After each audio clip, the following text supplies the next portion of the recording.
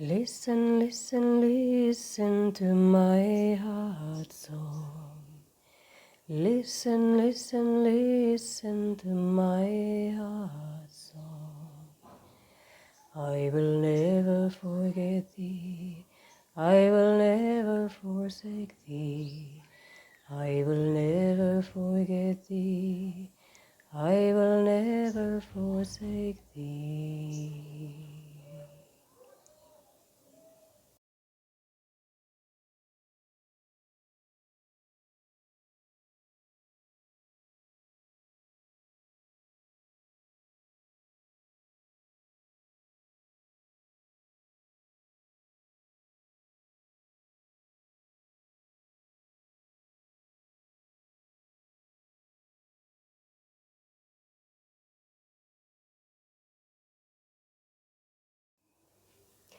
So what is Kriya Yoga really? After Paramahamsa Yogananda wrote his book, An Autobiography of a Yogi, Kriya Yoga for the first time became known to the world. It has always been a mysterious practice, a practice that has been kept hidden. And only for this last, let's say, 100 years or so has it become more available to humanity on a larger scale.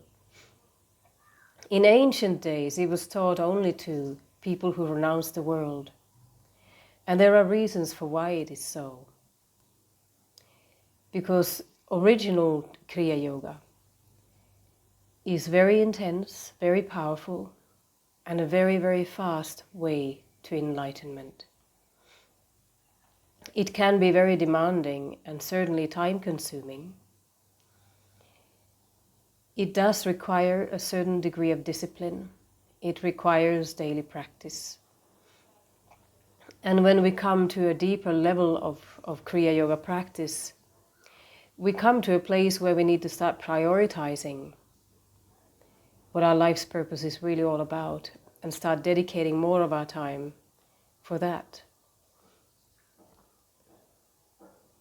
There are many different lineages of Kriya Yoga presented in today's world.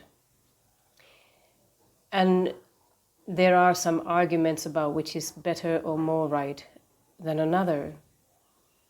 I have a simple way of looking at that. Different gurus that received initiation started their own lineage after realizing. And depending on their audience, depending on who they were reaching out towards, depending on the disciples that came to them, they ended up modifying or changing certain things to suit the recipients, according to their wisdom and guidance. So because of this, certain lineages teach Kriya Yoga in slightly different ways, though ultimately the goal is always the same. So when choosing the right lineage for you, the right teachings for you, instead of focusing and getting dualistic about it, meaning this is right and that is wrong and it has to look like this and it cannot look like that, I would suggest that you focus more on which lineage resonates with you, which guru resonates with you, and you go with that. Because it's the resonance that is most important. Because through the resonance, whatever is being taught to you will be received well by you, by your soul. And it will bring you in the fastest possible way to your goal.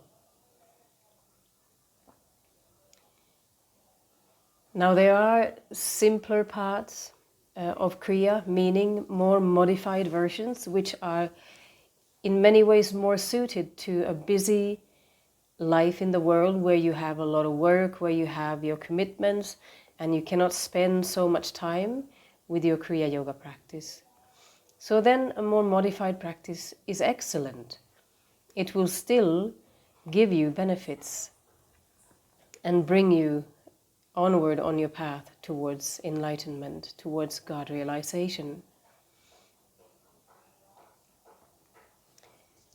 Now, what is the purpose of Kriya Yoga?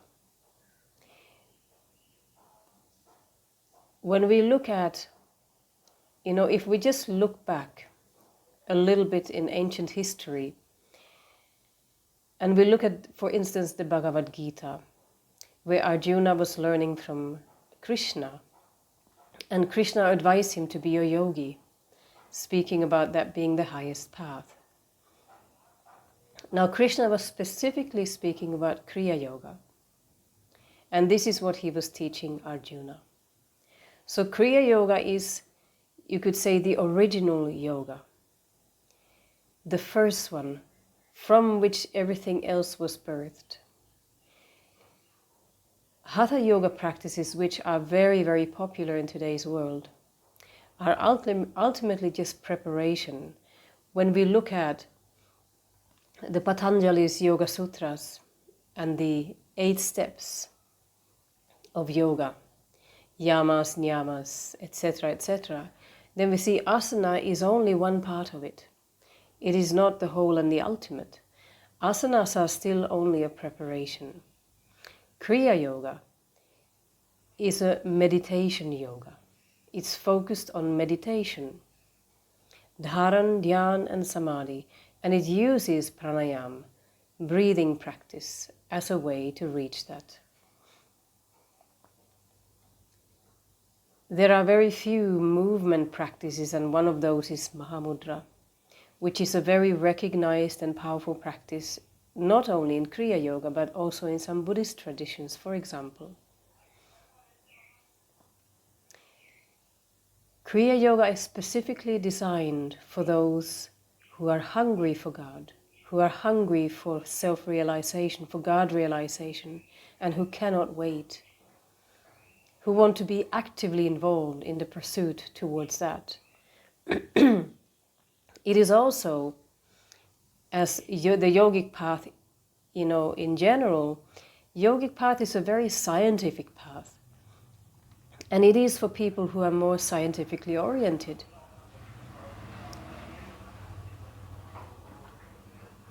There are many, many paths of yoga. There's Jnana Yoga, Bhakti Yoga. Jnana Yoga meaning the path of wisdom, using your intellect to go beyond it. Bhakti Yoga, the devotional path of yoga.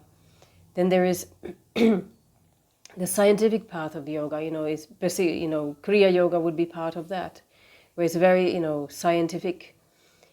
We do a lot of research to understand. Karma Yoga, through action, moving towards God. Kriya Yoga is actually a combination of both Bhakti Yoga and Jnana Yoga, and also Karma Yoga. Karma Yoga is the action of breathing. Bhakti Yoga is a surrender and devotion to the divine. Jnana Yoga is the exploration and the inquiry into the self, which ultimately is very much part of every path, not only path of Jnana Yoga. It is always important to inquire into the self. So ultimately, all paths come together. Om Sri Gurubhyo Namaha.